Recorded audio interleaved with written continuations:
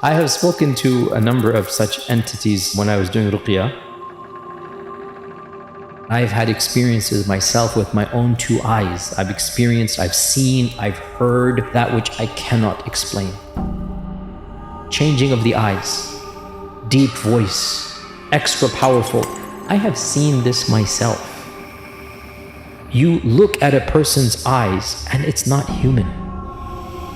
I mean, I've done this myself where a petite little lady, like 5'3", whatever, and reading Quran, and I say, La ilaha illallah. And this voice that is not human, the deepest, hard voice you can possibly imagine, screams back at me, there is no God. I mean, like a voice that is simply not humanly possible. I'm saying, say La ilaha illallah. And this is in front of me, my own two eyes, you know, and there were people in the room as well. And this voice is coming from her that's not from a 5-foot lady. The deepest, you can't even imagine how deep and how terrifying that voice comes. And this is my own ears hearing this.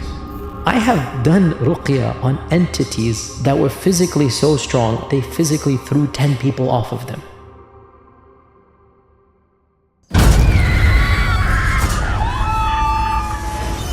You had some interesting experiences with Jinn exorcism, and you said you actually got to speak with them and ask them questions. I have spoken to a number of such entities when I was doing ruqyah, and you are expected to speak to them to understand why they're doing what they're doing. I do believe 100% in exorcism, in Jinn possession. I know people are skeptical. I know people want to deny it. I've even said to some of my skeptics, I said, you know, come with me next time I do an exorcism and see with your own eyes and feel the electricity in the room. Like even the room itself becomes different. But I'm going to make a generic statement here. Much of the modern culture of horror stories and horror genre and horror movies, it's taken from the cumulative experiences of men. So it's not coming out of complete thin air. I'm not saying we accept horror movies. I'm saying the stories you hear and what is reflected in horror movies, much of it, not all of it, much of it is from the experiences of people. And that's why it gets into Hollywood. So changing of the eyes, deep voice, extra powerful. I have seen this myself multiple times. You look at a person's eyes and it's not human. It's completely different. And the voice goes decibels. I mean, I've done this myself where a lady, petite little lady, like 5'3", whatever, right? And I'm reading Quran and I say, La ilaha illallah. And this voice that is not human, the deepest, hard voice you can possibly imagine, screams back at me. I don't want to imitate that. There is no God. I mean, like a voice that is simply not humanly possible. I'm saying, say La ilaha illallah. And this is in front of me, my own two eyes, you know, and there were people in the room as well. And this voice is coming from her that's not from a 5-foot lady, you know what I'm saying? It's like the deepest, you can't even imagine how deep and how terrifying that voice comes. And this is my own ears hearing this, you know. Now, obviously, you talk to any skeptic, what's he going to say? Oh, either this is your imagination or, yeah, this is a psychiatric problem, whatever. They have their theories. Bro, come to the room with me and see these things firsthand, time and time and time again. And then you will realize there is a world beyond our world and there are entities beyond our entities.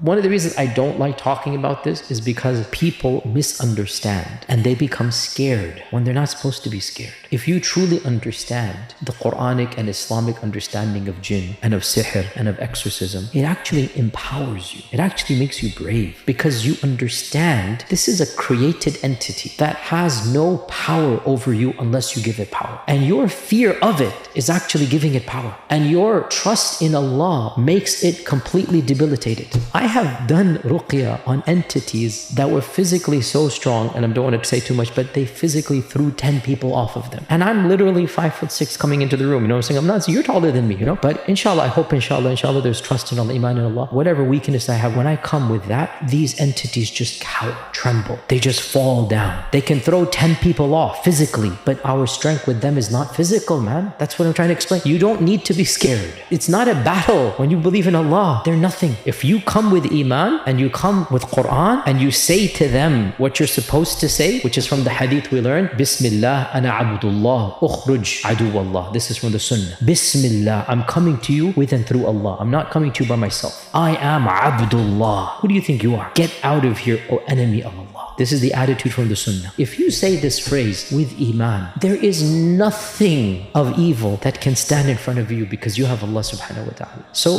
the reason why I don't like talking about these stories is because all too often our youth, our next generation is more interested in the fear factor rather than the Iman factor. And every time I mention that, therefore I bring in the Iman factor. It's like, guys, don't be scared of these entities because Allah has given you power over them if you put your tawakkul in Allah. And if you are scared of them, you're actually giving them power over you. Bismillah.